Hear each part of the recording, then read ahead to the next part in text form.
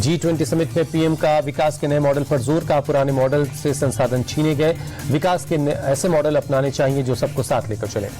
PM Modi के south Africa दौरे की बड़ी सफलता, ऑस्ट्रेलिया और कनाडा के साथ टेक्नोलॉजी और इनोवेशन पार्टनरशिप बरकरार हुआ, आतंक के खिलाफ साझा लड़ाई पर मोहर लगी। जोहान्सबर्ग में ब्रिटेन के पीएम कीर स्टारमर से मिले पीएम, का इस साल भारत यूके पार्टनरशिप में नई एनर्जी आई, हम कई क्षेत्रों में आगे बढ़ते रहेंगे।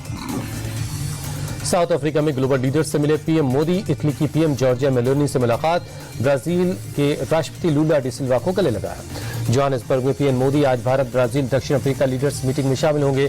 बैठक के बाद कई द्विपक्षीय बैठकों में हिस्सा लेंगे। रात को पीएम वापस दिल्ली लौटेंगे।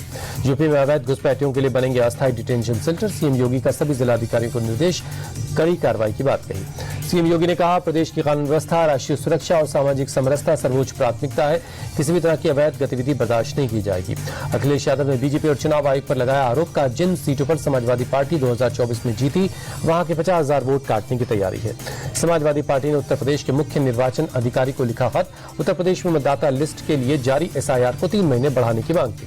पश्चिम बंगाल के उत्तर 24 परगना में हकीमपुर चेकपोस्ट के पास करीब 500 संदिग्ध बांग्लादेशी नागरिकों को रोका गया। कथित तौर पर एसआईआर के डर से बांग्लादेश जाने की कर रहे थे कोशिश।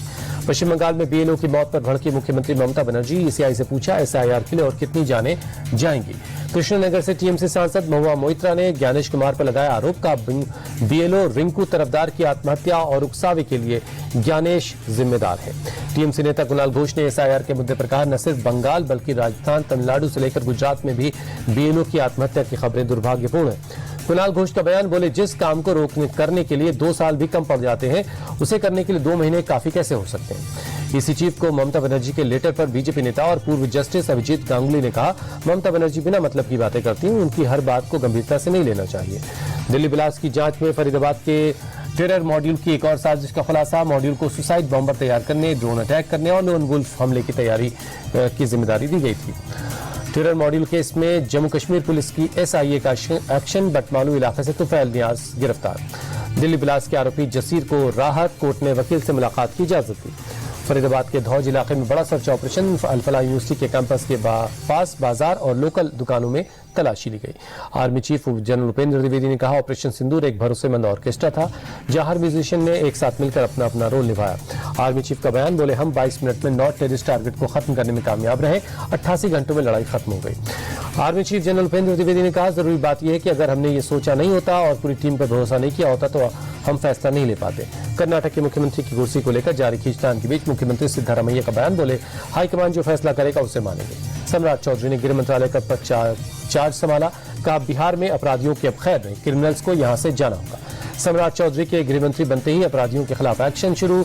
बेगूसराय के कुख्यात शिवदत्त राय का एनकाउंटर, हिस्ट्री शीटर के पैर में लगी गोली। उत्तराखंड में हल्द्वानी अल्मोड़ा हाईवे पर भीषण हादसा, खाई में गिरी कार, 3 लोगों की मौत, शादी के लिए जा रहे थे सभी लोग। राजस्थान दिल्ली में प्रदूषण का कहर जारी है, अक्षरधाम इलाके में AQI 380 के पार, विजिबिलिटी काफी कम रही। आनंद विहार इलाके में खराब श्रेणी में हवा, AQI 400 के पार, विजिबिलिटी कम होने से लोगों की बड़ी परेशानी। इंडिया गेट इलाके में AQI 380 के पार, जहरीली स्मॉग की परत में लिपटा है पूरा इलाका। बढ़ते पोल्यूशन को लेकर CAQM की सलाह, NCR राज्यों की सरकारें गवर्नमेंट और प्राइवेट ऑफिस में 50% कर्मचारियों के साथ काम करने पर फैसला लें। NCR में बढ़ते प्रदूषण पर योगी सरकार का बड़ा फैसला, नोएडा गाजियाबाद के डीजल ऑटो रिक्शा पर बैन। कोलकाता में तापमान गिरने से बढ़ी ठंड, शहर के कई इलाकों में छाया घना कोहरा, विजिबिलिटी कम होने से गाड़ियों की रफ्तार पर ब्रेक लगी। पुडुचेरी में बदला मौसम का मिजाज, कई इलाकों में तेज बारिश, तापमान में गिरावट दर्ज की गई। जेएनयू में फिर हंगामा हुआ, सेंट्रल लाइब्रेरी की एंट्री सिस्टम में तोड़फोड़, एबीवीपी ने लिफ्ट के छात्रों पर इल्जाम लगाया। मुंबई में आयोजित हुआ ग्लोबल पीस ऑनर्स 2025 कार्यक्रम में कई कलाकारों समेत सीएम फडणवीस भी शामिल हुए। रिलायंस फाउंडेशन की फाउंडर चेयरपर्सन नीता अंबानी भी कार्यक्रम के लिए पहुंची। कहा, देश के बहादुर सैनिकों के लिए हमारा दिल हमेशा शुक्रगुजार रहेगा। सुपरस्टार शाहरुख खान ने पहलगाम में मारे गए लोगों को श्रद्धांजलि दी, शहीद सुरक्षा कर्मियों को नमन किया।